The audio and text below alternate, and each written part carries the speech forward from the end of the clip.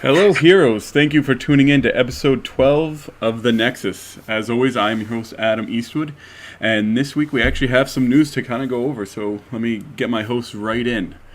First up, we have our Paladin by day and Hearthstone Paladin by night, Remedies. What's up? How are you doing tonight? Of course, the Skype thing is all messed up for the live show.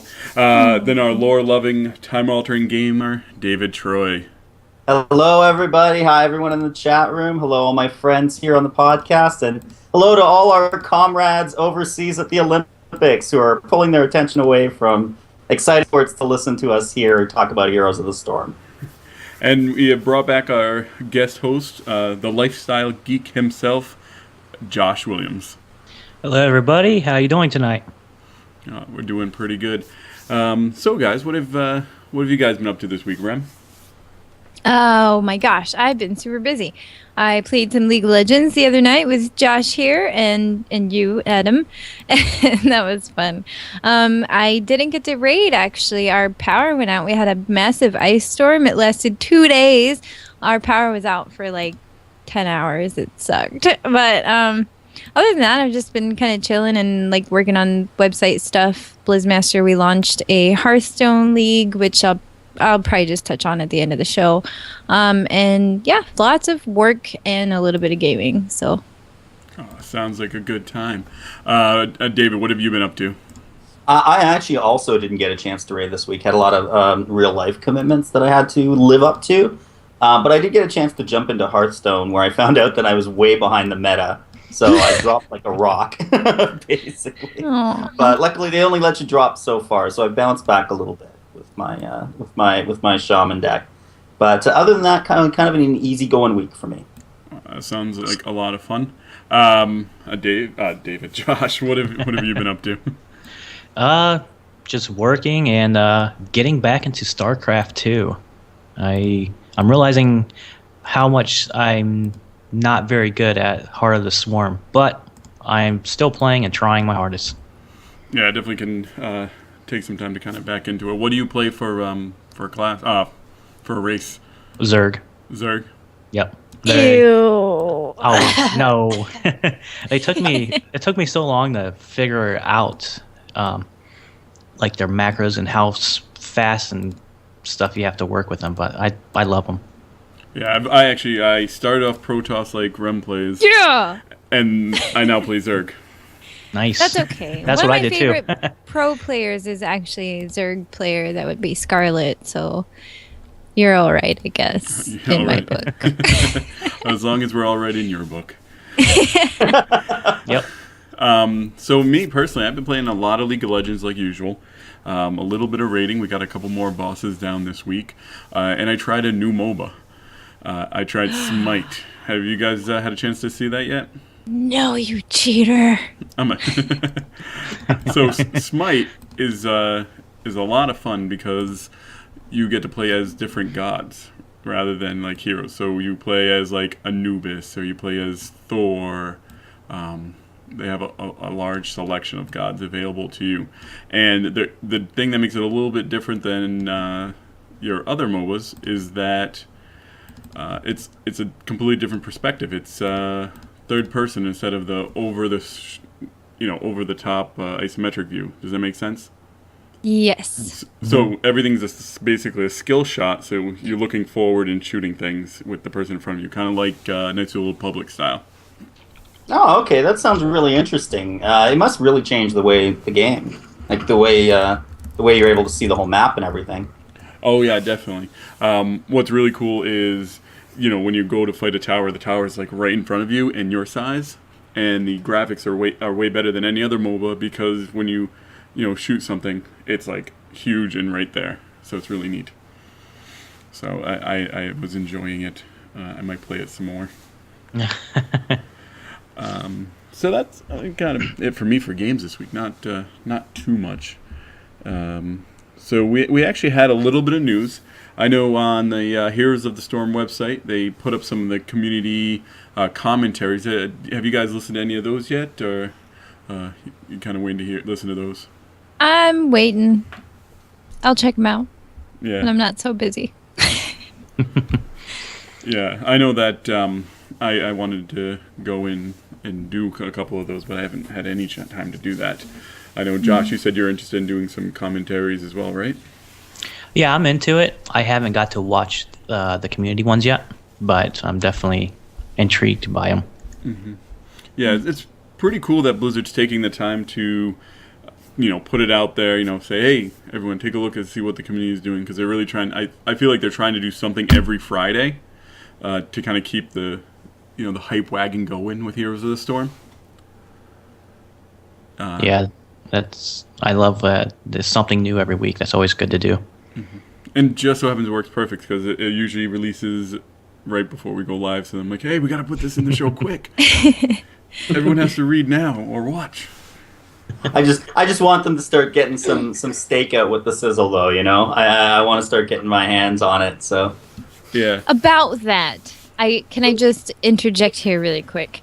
I don't know if any of you are lame losers like me, but I'm a pretty big lame loser. And I happened to listen into the Blizzard earnings conference call because you can actually listen to those. They do play them on the internet live. I don't know why, actually, now that I think about it. But anyway, so, World of Warcraft subs are up. That's good. It's all over the news everywhere. It's like 7.8 million or something like that. That's not the point I'm trying to make, though. During the conference, like the earnings call that they had, they said in 2014 that they are going to release a minimum, then this verbatim, the word that they used was a minimum of 3 games. And then they named Diablo 3, the expansion, which we know is coming out in March. And then Hearthstone is obviously going to be released this year.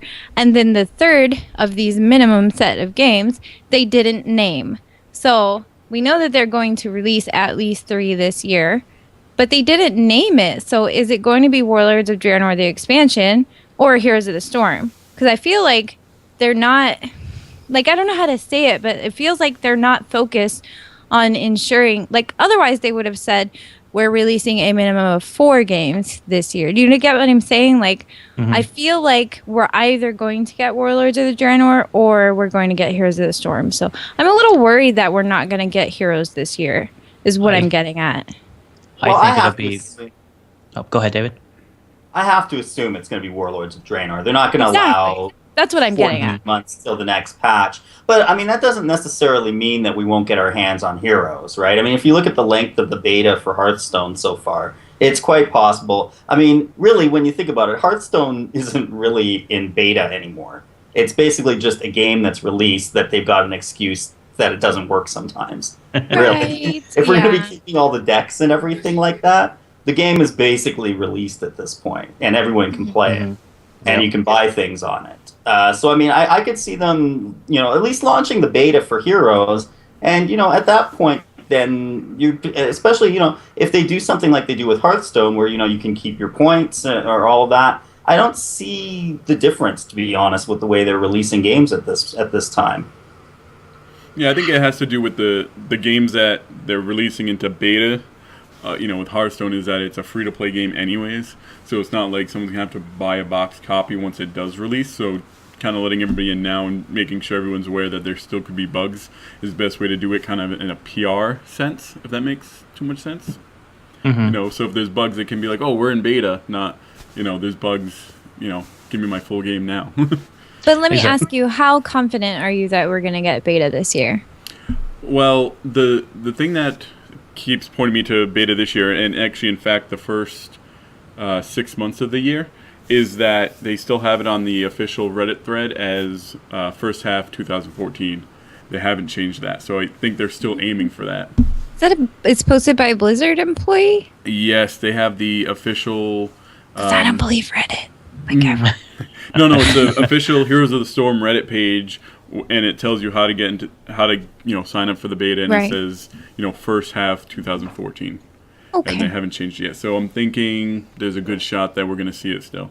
If not, we have a lot of episodes to do in between now and beta. Next year. Yeah, I definitely I think it's going to be Warlords because Miss Pandaria came out in September 2013, 12, right? 12, yes. 12, yeah. And they've never let an expansion pack go longer than 2 years. So it'll probably, I'm guessing it'll be out by the end of summer, going into fall. And they'll probably just make the Heroes of the Storm beta out, and just like an open beta kind of thing, or maybe do what Steam did with, or Valve did with Dota 2, and just keep that in beta forever until they just like one day it was like, oh, Dota 2 is out finally. Right. No kidding with the Dota 2 beta. That thing, holy smokes. Yeah, I think it was like 2 years, wasn't it? Yeah, it's crazy. Oh man, I hate this Skype. Anyways, no, I don't see their, the Dota 2 beta. I think everyone kind of expected that to happen because they weren't really pushing it too much, if you ask me. I don't know. I think that third title is definitely Warlords of Draenor, just because I'm not going another year paying for my WoW if I don't get something new.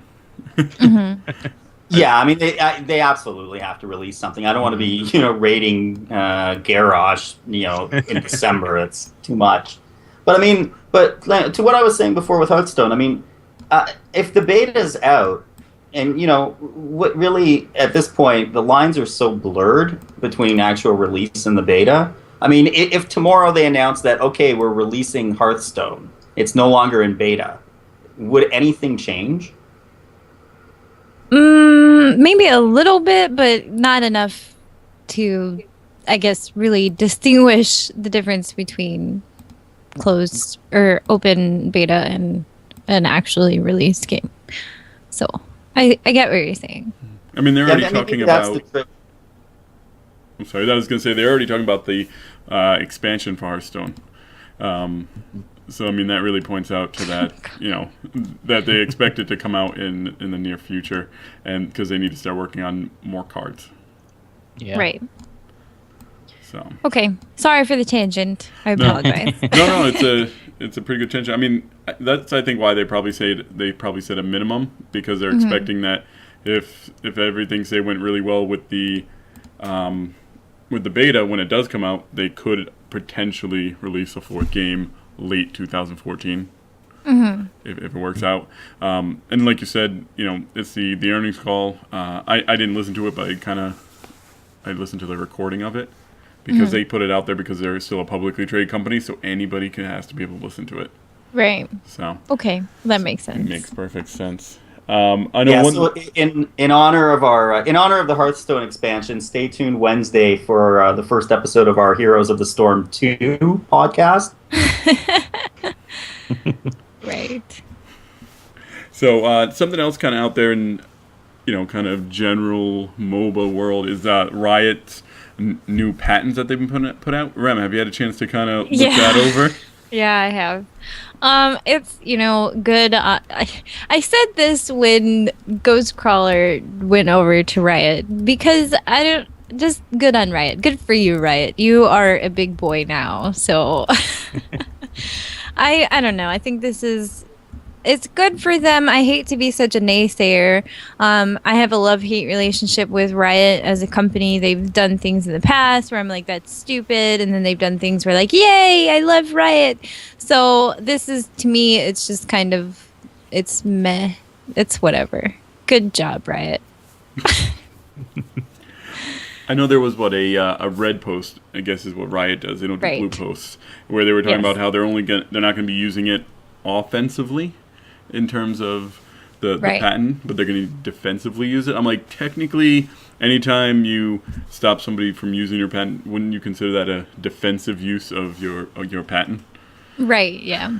So, like I said, it's Riot this is like I don't know, it's just a typical Riot kind of move. Like, you remember the LCS contracts and don't play other people's games while you're streaming LCS players. I don't know. It's just Riot being Riot. So there's not really much to say about it, No. I think they've got a really kind of interesting way that they communicate. And I saw that with that whole LCS. And I know we had all kinds of debates in the Blizzmaster team over what exactly does this mean, right? Right, yeah. And I think they've just got a really interesting way of kind of putting the message out there, but leaving it like so vague that you could read into it. Like this whole offensive, defensive. Like I get what you mean, but like come on. If you're a lawyer, you're gonna want something a little more firm than that. It does make sense though. Like if they really are going to stop patent trolls, it actually makes a lot of sense. Yeah, we'll go with that. Josh, do you have anything to say kind of about the patents, or do you think we covered it? I think you covered it. It's like it's Riot being Riot, like she said. I agreed with that. Okay. And then I think kind of another really neat thing that actually I think we just found out today as well was that we are going to be getting a community manager for Heroes of the Storm. It's Veil Flare, who, if any of you are ever on the D3 boards, she posts over there at this point and works there. I think it's pretty cool that they're starting to get the community managers kind of situated, because I think that means we're going to start seeing forums, official forums, pretty soon. Do you think that points at that fact? Do you think it points to anything else, you guys? Yeah, I mean, it'll have to, because of their, that's what community managers do, basically, in a sense. Not all of it, but, I mean, they have to manage the community, and forums is the community, since it's not in beta, of course. Mm-hmm. Yeah, I'm just seeing I'm imagining the little trolls getting ready and, like, sharpening their pencils and everything like that, getting ready to flame the forums and things like that. Where's my beta, et cetera, et cetera. Yep. Mm-hmm. Rem, did you ever pay attention to D3 forums? Do you ever kind of take a look at that? Not as much as I do with, the other Blizzard games that I'm a little more passionate about. Don't get me wrong, I've played Diablo. It's just not like my game. So no, I don't really, like I knew who Vayflare was. I follow them all on Twitter and all, being a part of the community and stuff like that. So like I'm really glad that Vayflare is going to be a community manager, because from what I know of Vayflare, they're really good. I believe it's a boy, right? It's a man. No, it's I don't want to know. Is it a woman? Nope. Okay. See, I didn't want to be rude. But anyway, so from what I've seen of her posts and stuff like that, she's fine. She's really good at, communicating and stuff like that, and very friendly, which is a plus. I just, I hope that attitude and personality maintains its hold throughout a MOBA game. So we'll see. Yeah, throughout a MOBA game, and I think you're gonna see, the people who are like begging for beta. It's gonna be hard to hold that when, people are begging for a beta, I think. Right. Yeah. I think anyone who's been through Diablo for the last year, 2 years, probably has been through the fire anyway, so I don't think that it's going to be too much of a challenge to switch. The Diablo launch was pretty bad, and like the community was on fire about that, so... Yeah, I don't know. She's experienced. It's good. I don't know why so many people were on fire about Diablo launch and like that. I'll tell you why. Because we bought the game and it launched at midnight and we couldn't freaking log in. That's the problem. Nobody, don't get me wrong. I am a huge Blizzard fan and I don't want it to come off like I'm complaining, but if you spend your money on a game and then you can't play it on launch night, granted it was at midnight, but who cares? If you can't play it on launch night after you've spent your money on it, then that's kind of frustrating. So I guess maybe it's because of like my experience with Diablo 3, where I signed in at 3 in the morning and I played until 8 o'clock at night and never got disconnected. Right. So you're lucky. Yeah, I guess maybe that has to do with it just a little bit. I guess so. I mean, it's gonna be server issues too with Heroes of the Storm. Once the beta starts opening, they're going to have that issue, almost same issue too, with servers, people getting on too. Yeah, happens with every game, unfortunately. Mm-hmm. It's been happening a little bit with Hearthstone too. Just a couple days ago, actually, a lot of people were having connection issues and stuff that. Warcraft too. I'm seeing a lot of people complain about that. Yeah, it happens. Maybe that's Yep. why they're still calling it a beta, because they don't want Diablo 3 debacle where people are like, I paid for my game, I want to play it now. You're like, oh, Right. it's down, it's a beta. Right. Yep. I mean, I can't blame them for kind of being careful with that, especially with the big load of people that would inevitably come once the game gets released officially. At least with the open beta, you got a little more testing involved with a lot of people. Yeah. Now, do you think they'll probably do something very similar with Heroes of the Storm? I think where they let some people in and a couple more people just to get the network structure down. Oh yeah, I'm certain. Because they don't want It to has to be that way. Yeah, because they don't want to have the same Diablo 3 issue again. I think they've learned that lesson. I think so. Yeah. Yeah, I mean, I think they'll follow probably that Hearthstone model where they're just kind of like slowly, like I said, it's less like the idea of like a boom launch as opposed to just, kind of easing, and all of a sudden one day you wake up and the game's out and you didn't even realize it. So I guess we're going to move on to our kind of discussion topic of the week. A nice... I said they completely messed up. Wow. I read the article. If anyone has read the article by Robert A. Wing about the concede option in Heroes of the Storm, Rem, what are your thoughts on there being a concede mechanic in Heroes? You think it needs to be there? You think it doesn't? Yeah, I mean, I totally think that it needs to be there. We have surrendering in League of Legends, and I don't really play many other MOBAs, so I don't know, but I assume that they also have some similar mechanic. Basically, it's there if you're in a crappy match that you're either, your team's not going to win because you've fallen so far behind, or you have, vitriolic players or negative players or trolls or whatever you want to call them. So having a surrender or a concede type of option gives you an out, a way to get out of matches like that, whether they're negative matches or just matches you're not going to win. So yeah, it needs to be there, but in the article that Zen Style or Robert Wing wrote on BlizzPro, he does talk about how like the matches are going to be a lot shorter in Heroes of the Storm. So like how it works in League of Legends, it can't work that way in Heroes, because League of Legends you have to wait like 20 minutes or something like that before you can even start a surrender vote. So hopefully Heroes matches we don't have to wait 20 minutes, because that would probably be an entire match. Josh, what are your feelings on a concede mechanic in Heroes? Well, when I first saw the article, I thought they couldn't add it in there because the matches are too short. When I played it, like I said, it was only maybe 20 minutes long. And I know in League, you have to be in for 20 minutes before you can even try to forfeit the match. So I think with the match length being so short, I don't see the point of having it in there unless they make it at like 10-minute mark and you already know at that 10-minute mark you guys are going to lose. That's the thing, that matches are going to be 15, 20 minutes long. It's hard to pinpoint when a good point is to know whenever you guys lost.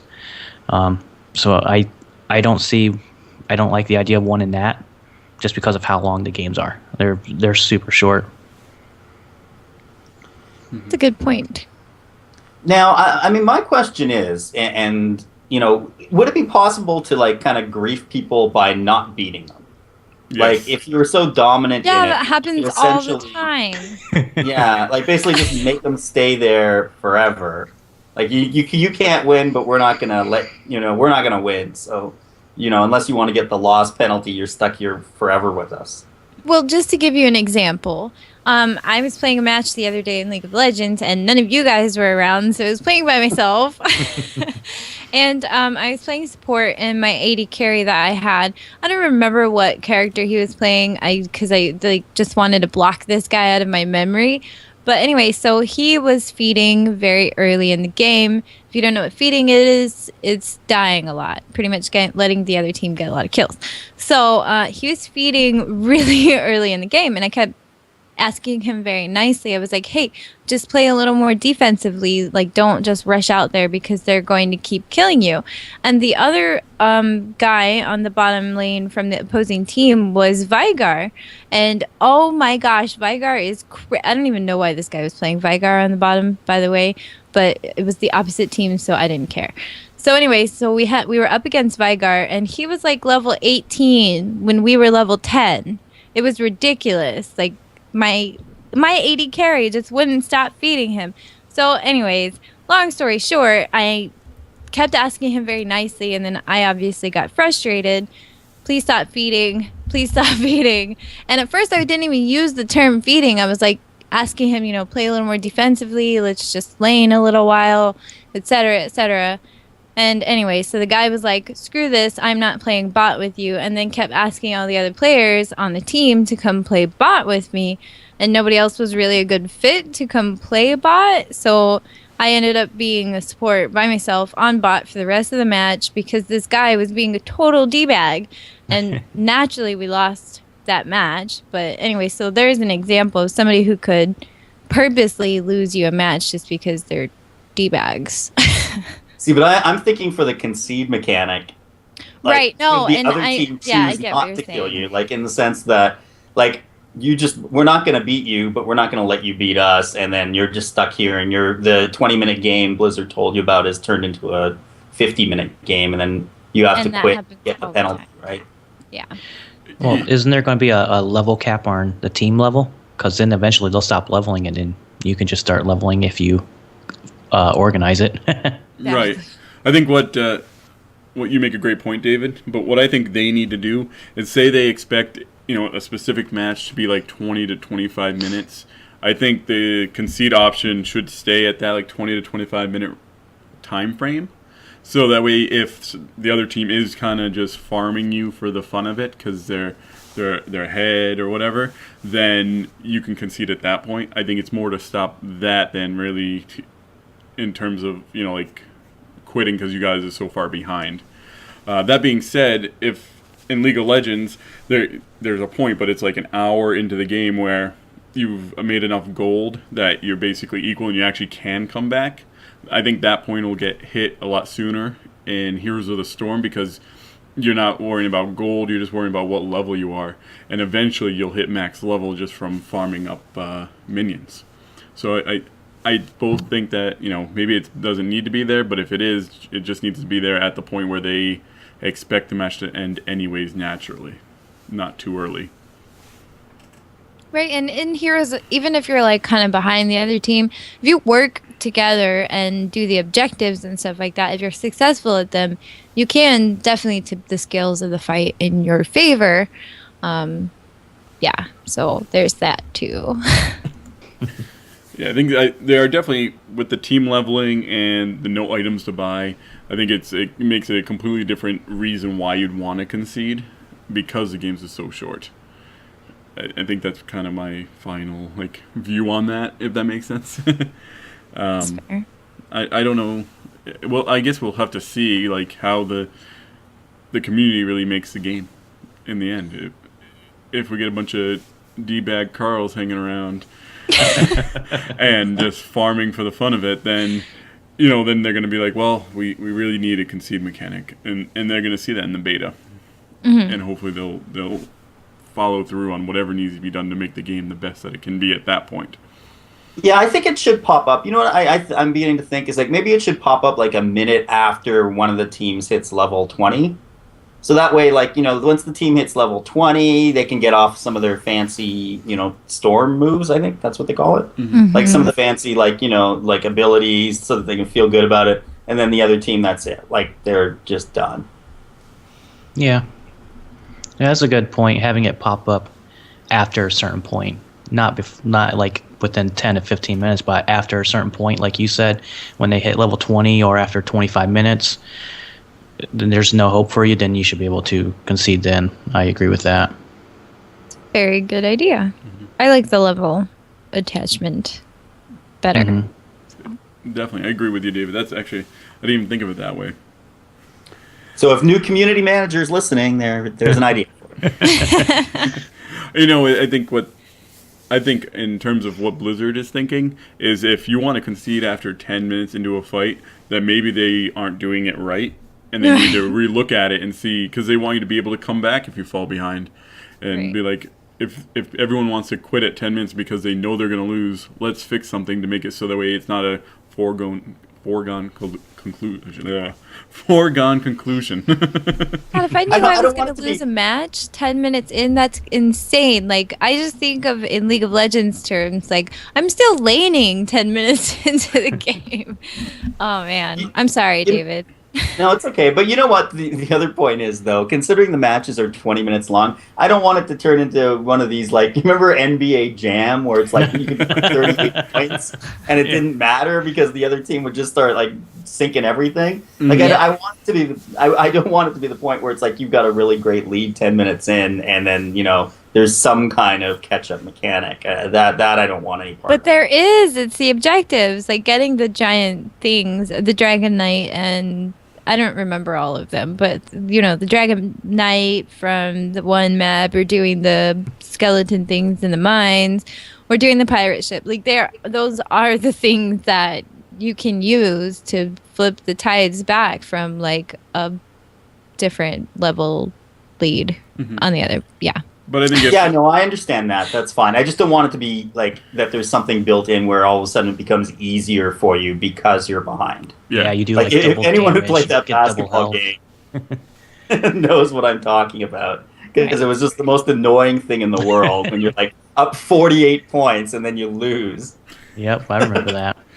Yeah, it's more like what Dave's saying is it's more of a built-in catch-up mechanic in terms of power for the enemy. It's not that they're doing better and able to take those objectives, because that's kind of the point. Is that's what they need to do to catch up. But it's easier for them to take the mechanics because they're behind. Right. So if that makes any sense. Do you guys have any final thoughts on this before we move on? I'm good. You're all good? I'm good. Okay, so we're going to go ahead and move on to our hero spotlight this week. This is the Hero Spotlight. And this week we are going to be taking a look at Sonya, the barbarian from Diablo 3. David, what is going on with Sonya? Yeah, Sonya, I mean, Sonya is a barbarian. She's obviously the female barbarian, but she is the one class that sort of continues on from Diablo 2. Now, I mean, one of the big plot points from Diablo 2 is that the barbarian people, obviously being barbarians, they live on the outskirts of civilization, but they're very spiritual people, and their role is to protect this mountain called Mount Araat, which contains the World Stone in it. Now, this is basically their people's whole purpose, their whole need for fulfillment in life. Now, in Diablo 2, Baal essentially comes in and corrupts the World Stone and causes the mountain to be destroyed. And this really leads the barbarians to kind of be forced to become a nomadic people. Most of them are dead. There's not many of them that are left. They're very close to the spiritual world in the sense of being close to nature. They call it fury as their abilities that they gain from nature. Obviously, they are warriors. They're going to swing big swords, swing big axes, and get right up in your face. Because it's really based more on a class than an individual, there's not a whole lot of lore around Sonya herself. I know one of the things when they were developing Diablo 3, they were talking about having the male barbarian have a very unique storyline as a continuation from Diablo 2. They didn't really do that with the female barbarian, though. And to be honest, once I think barbarian named Sonya, I instantly think of Red Sonya and a much better looking younger Bridget Nielsen.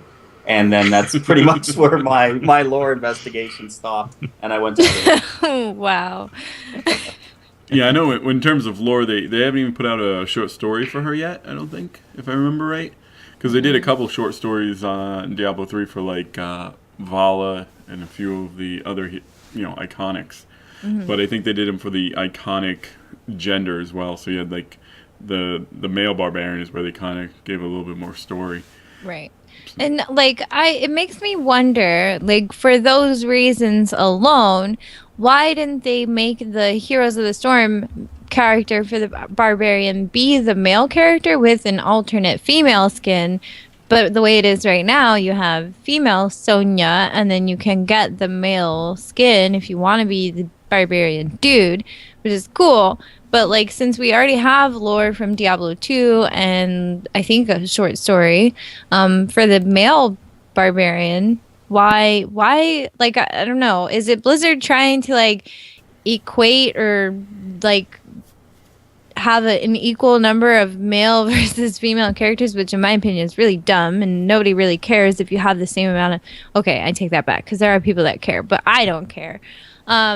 If you know what I mean, like if the hero number is equal of female heroes and male heroes, like I think it would have been better if they made the barbarian main male with an alternate female skin. But that's just my opinion. I think from an aesthetic point of view, though, I mean, how many bearded guys swinging swords can you have in your game, really? And swinging Tons. and things It's like that. RPG. It's fantasy. They're everywhere. It's fine. It's totally fine. It's totally cool. So in terms of the abilities that we're going to see inside Heroes of Storm, we know the passive will be that rather than using mana, Sonya will actually be using Fury, which will be built up while she's attacking with her auto attacks, opposed to just having mana that generally just, regenerates over time. Pretty basic. Mm-hmm. And then she'll have a Hammer of the Ancients, where Sonya will smash her target fiercely, stunning and damaging it. So there you go, a little bit of CC. And then she also has an AoE Whirlwind, where she does the whirlwind, and it causes damage to all the enemies around her as she spins. She also has an ability called Battle Cry. Description is Sonya lets out a war cry, so it always makes me, let me see your war face kind of thing. Giving her and her allies increased attack speed, basically motivating everyone else around her. Mm-hmm. And the heroic ability that we have right now is that Sonya will leap into the air to a target location, slamming down on her enemies and stunning them for 2 seconds. It really looks like she'll probably... I'm sorry, what? Sorry, more CC! Yay! Yeah, more CC. Tons of CC. I mean, looking at it's, 2 of her 4 abilities are CC. Mm-hmm. She's definitely, she's a warrior. This is her hero. Yeah, I'm doing horrible today. This is her hero type. And so, she'll be, jumping in the battle, stunning enemies, kind of your classic tank in terms of, kind of the World of Warcraft rules that we see so often right now. What are your guys' thoughts on her overall kit? Do you feel like it not only fits the character, but also do you think does it look strong to you, weak against some of the other ones we've seen? I mean, I think it's really well balanced. I think it's fair for a warrior class. Like, I get the theme that they're going with. I'm just a little bit worried that it's like too much trying to just be in the middle and like evenly spread, which, kind of back to like the thing I said about maybe Blizzard trying to balance out female to male ratio and character. Like, I don't know, I just feel like it's kind of all over the place. And like you have AoE and CC and a couple of direct damage and obviously the Barbarian Leap, which is iconic. That's cool. But I feel like it's not enough focused on like one specific aspect of barbarians or one or two. It just feels like it's too much. But that's just, again, just my opinion.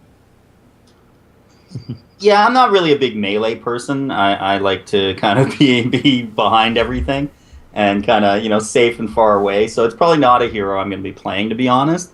But, I mean, it is a barbarian. So, I mean, if anyone's going to be out in the middle of it, swinging their axe and or sword and going after everybody right in the middle of it, I would imagine this probably would be the class and the hero more than anything else. Sonya Smash. Yeah, I agree with David. I'm not much of a melee guy myself. You play League with me, you'll notice I'll use like Jinx or someone like that at more range. But I think I have played the Barbarian in Diablo 3, and I think these fit it. But like Rem said, they are all over the place. It's not just one particular thing. But maybe the talents, whenever they get into that more, it's true, will lead it to more of a crowd control or AoE type of character. That's a good point. I can't help but notice that, one, it fits, exactly to the abilities that are in Diablo 3, kind of like the other characters that are coming out of Diablo 3 in terms of the heroes. But you're basically, I think, going to start seeing like a skin of a World of Warcraft warrior, because how I don't see them being able to differentiate a World of Warcraft warrior from the barbarian because the abilities are so closely tied together. Yeah, they are. Are there because- any iconic like female World of Warcraft warriors like in the lore? I don't really know. The only warrior I can ever think of like first comes to mind is Varian. So I think David. Garrosh. Well, there's Oh, Lothar. yeah. Lothar is really He's not a female. No, I know he's not a female. You mentioned Varian, so I mentioned Lothar. Okay. I thought I- you were saying Lothar is like a joke because all male No. blood elves get made fun of all this. Okay, anyways. Lothar's human. He's like. Oh, he is he looks human? like, My bad. I was yeah, he's thinking like of bald, Lorthamar. he's very, My No, bad. that's Lorthamar. My bad. My bad. No, yeah, but I mean, I'm trying to think of really like, a big female warrior lore Oh, figure. what is I'm- Agra? Or Agra? Is she a shaman? It's a she a shaman, shaman? but maybe Draka, But is she a Thrall's mom. Are you sure she's a shaman? Agra is. Yeah. Agra Are is. we sure about that? Like 100% sure. Yeah, Unless because she's doing something on the side. Who, I mean, we are 100% sure because she's the one who kind of helps Thrall at that I don't one point. I pay to- attention to that stuff. I thought you don't pay attention to lore. I thought you were like Not the that. lore No, person. I am. I just don't care much for horde lore. Okay, What? you got me red-handed. Okay. Yeah, she teaches. I think Draka is. I mean, maybe one of the Windrunners. I'm guessing, possibly.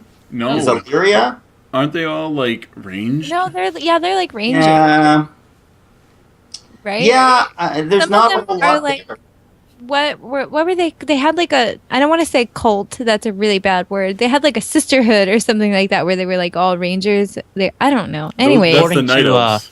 That's the Yeah, sentinels. according to WoW Wiki, Jaraka or Draken is warrior mate of Durtan. Yes. Okay, so Draka, there you go. We're gonna get a Draka skin. That's all that came to. She us looks getting a pretty Draka cool. skin. then I would be happy to see that, like She as looks a cool. World of Warcraft alternate for Sonya. Go. Yes. Miss Piggy skin. Yeah, and I think from Like- earlier, I think a skin that David really wants to see is like a red Sonya skin.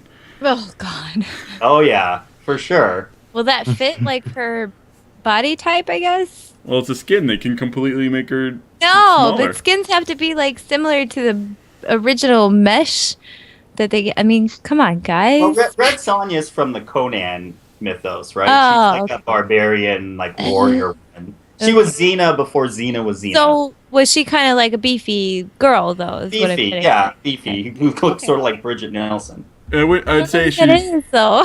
she isn't quite as beefy as Sonya though in Diablo, unless quite. unless I don't remember it properly. You could stretch it. It's all Well, right. she can start working out. We'll work that one out. Oh, it's funny. So with that, we're gonna go ahead and move into our new player segment. Heroes here, heroes here, no heroes needed here, no heroes wanted. And this week we end our tips and tricks for different roles in the game with the top laners. One thing that right at the beginning of the match that we always want to let everyone know, and I think this is pretty much no matter where you are, is just be ready to help your jungler with their starting camp. It'll really help them kind of get off on the right foot. The next kind of major tip, which has a few parts to it, is to know what type of top laner you want to be. There's a couple different out there, so before you go in, kind of understand the differences and know which champions can do what. You have your farmer, where basically go out there just to kill minions. You don't want to worry about harassing the enemy too much, and you're kind of playing kind of the passive role. What that usually leads to is the ability to kind of carry your team in the late game. And then you have something called a zoner or zoning. These are more aggressive type players. They're all right with giving up creeps if it ensures that the enemy doesn't get them. But they do play very aggressively in the lane, and they're always watching for things like ganks and stuff like that, even if their jungler is nowhere near them. Yep, and then there's also the split pusher. And these players will continue to push as the game progresses, even if it means the team is in a 4v5 fight. They will continue to get turrets in exchange for their team having a weaker fighting force. Alternately, they can use this to pull the enemy away from the high priority target, like a Baron, and use it to gain an advantage. There's also basically your standard player, and they're going towards a balanced approach. They're going to try and do a little bit of everything, but really are kind of focused just on staying in their lane. They'll go to help their team when necessary, but really they're just kind of focused on doing their job and handling top lane. I know I've been watching a lot of the LCS lately, and I'm not a big top laner myself, but it seems like they kind of do their own thing while everybody else is kind of working together. It's kind of interesting to me. I've attempted to do it before to no avail, and pretty much just got outclassed by whatever the other person was doing. That being said, it could be because I just don't know the heroes that you play in the top lane all that well, so I don't do too good. Have any of you guys actually played top lane at all? I have. You have? Not a fan of it, but yeah, I have. I think the most fun way, in my opinion, to play top lane is like a zoner, which I actually got to cover. But the coolest thing about when you're zoning as a top lane player, I guess, because it's a little more aggressive and you get to like position yourself in ways to like prevent the opposing team that's playing top from getting kills and stuff. So you're kind of like if you want to be a D-bag, then trying to play top lane that way is like a good way to get that out of your system and just being like kind of a jerk. Like, but I don't know how to explain it like really short, but you know, like standing in positions where they can't get to your creeps and you're killing their creeps faster than they're killing yours, and just like little things like that, pretty much putting pressure on the other team to where they feel like they can't get past you in the top lane. And it's a really fun way to play. I'm just not that good at it. But what were you going to say, Josh? Sorry. Oh, no problem. Yeah, I played, as you guys found out last week, I do top lane with Jinx. I think I would establish myself more of the zoner type. Yeah. And I felt like I did really well. I don't know why I like the top lane so much, but that's where I go, and I seem to do well up there. Mm-hmm. He likes it on top. I'm sorry, I couldn't help it. All right. One of the last tips is to know when to push the lane forward or when to let it fall back. It takes a lot of time to learn that in any lane, because you don't want to endanger yourself from being ganked. Because if you're able to kind of get the turret, that usually means someone might come up from behind you, and that's not a good thing. So, stay in communication with, your teammates, especially your jungler, for when they're going to try and gank the opponent as well. Any kind of last thoughts on top laning at all? Always talk to your jungler. Always talk to your jungler. Yes. They are very important to you. Your jungler is like your oh shit button. Can I say that? Is that okay? I'm sorry. I don't know. I guess we get. What do we get? Like 3 of them before we're explicit? I think so. And I don't think the S word is that bad. At least I didn't say like. Anyways. Well, they get away with an episode 13. They get away with it on a morning stream, and they're not rated explicit content. See, there we go. It's not that bad of a word. So we're going to move into our last segment. Still no sounder, but we're going to kind of come up with skins. Rem, as this being your favorite part of the show, our theme this week is supposed to be 80s gaming. No! I can see that I wrote the I wrong like thing 90s so much better, though. Well, if you had some in mind, because it was my mistake, go ahead and and That's do your favorite gaming cool. scene. I think it'd be really cool to see like not full blown 8-bit characters, but characters wearing like clothes that are like 8-bit style. I don't know how to explain it, but I've seen these sunglasses, right? And they're like 8-bit around the edges. So like if they're, I don't know, if they had clothes on and it was just like 8-bit blocks, like I think that would be really cool as far as like 80s gaming goes. Unless you want to go like straight up like actual characters from 80s games. I don't have much experience in that because I was a really little kid in the 80s. So yeah, sorry. Well, I can help you with 80s gaming. All right, there we go. So, actually, you know what? The one character I thought would be perfect for a skin was actually the one we did today, Sonya. I'd like her to have the Bo Jackson Tecmo Bowl skin, and basically just go charging in and basically defeats all the other heroes, and then just calls it a day, and that's it. It'll be the most expensive skin in the game. That was awesome. You know, I can't help but want to see Murden and Falstad in Mario and Luigi skins. Oh, that would be so cool. And you know, Right. Falstad has the hammer, so it's just like Mario. I just punch. Then in that case, I still want Link and Zelda skins and stuff. Give me. Uther could be Link. Uther could be Link. Yes, I would freaking love that. Shut up and take my money right now. Like, I'm not kidding. If it was Uther dressed as Link, holy crap, I would probably... Nova could be Zelda. Oh, yes. But it's like this I'm okay weird, with it. like alternate Link where everything he's wearing is gold instead of Yes! green. Oh my gosh, yes!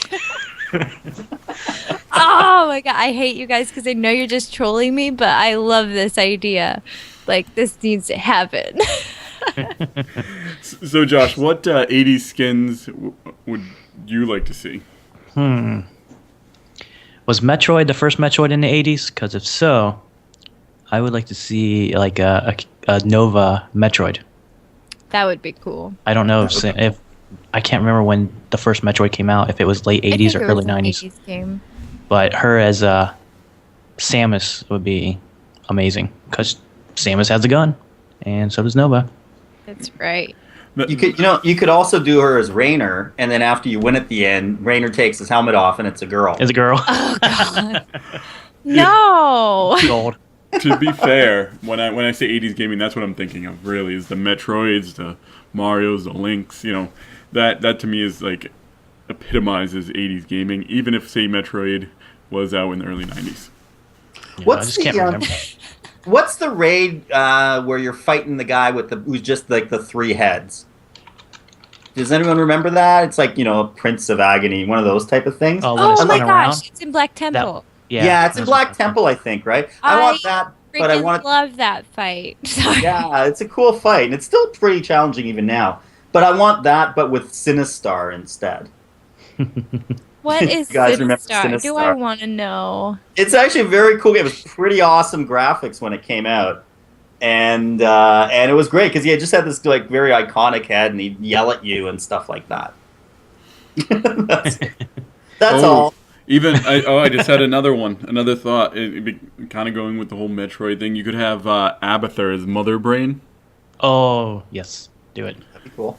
That would be That's so fun. left out right now. Could you also have Falstad as like one of the guys from Joust? I was thinking that before I actually said Samus. Oh, what is it? The game that you have, and like the little tank, the tanks kind of move. You just have Sergeant Hammer Like and every like tank game ever. well, the real iconic game from the '80s, from like Yeah, is it Atari. like the line grade one you're talking about? Oh, Yeah. I know the one you're talking about. Was And- it the one with the car? No, Like it's your like two car had a tanks. rocket launcher? Two tanks, and they're kind of moving. You have Sergeant Hammer in a really cheesy, like, 2-bit tank that, if you look at it from an angle, it's flat. You know what I'd love to see? You know the cartoon one, Dragons? Was it Dragon's Lair?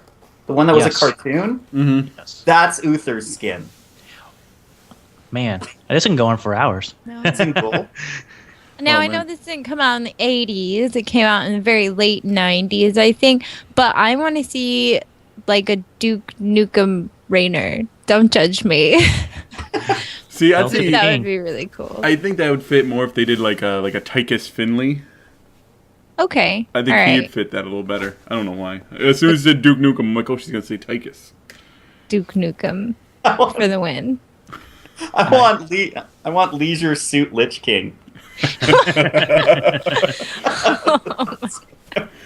Just artist in like this cheesy 70s outfit. No. I'd buy it. No, like with the pink striped jacket, like animal print jacket, right? His hair all slicked back and everything. Yes, this is nice and greasy. Yep. Oh God. Just hitting on Nova. Like, With a cigar, you can't forget the cigar. That's right. Yep. Okay. okay, well, We are terrible. I think that'll do it for our show for this week. Rem, why don't they let them know where they are able to find you? Oh, boo. You're no fun. I'm kidding. You can follow me on Twitter at RemedyZ. And I love esports and StarCraft and Hearthstone and League of Legends are kind of like my thing. So follow me, chat with me on Twitter about esports and stuff like that. Other than that, I run everything that's going on at blizzmaster.com. That is like my baby. And it's fun. We're doing a Hearthstone League right now. You can find that at blizzmaster.com/HSL. If you want to play in the league, all you gotta do is follow the directions on that page. There's like a $90 grand prize. A grand prize worth like $90. So, yeah, do that and follow me. And David, how about you? Where can we get a hold of you? You'll be able to find me sitting on my couch watching hockey for the next 2 weeks. Other than that, I'll be on Twitter at BrillionCTR. That's Brillion with 2 L's and 2 A's. And Josh, thank you again for coming and filling in our fourth seat. Why don't you make sure everyone can get a hold of you, tell them what you're up to in terms of podcasts. All right, you can follow me at Pakawan_AIE. I'll spell that. It's PAKKUAN, then underscore, then AIE. You can also follow my main podcast, The Lifestyle Geek, at lifestyle_geek. And then also I have a Heroes of the Storm podcast in the works right now called Prepare for Combat. And you can find us at prepareforcombat.net. And for me, you can reach me at Geek of Random. With any theme ideas, questions for the show, you can reach us at show@heroesofThenexus.com or directly on our Twitter at The Nexus Podcast. For those of you listening on the podcast side, come visit us live every Friday at 10 EST, 7 Pacific, at twitch.tv/Heroes of the Nexus. If you have any other questions, definitely kind of get a hold of us. We're proud members of the Blizzmaster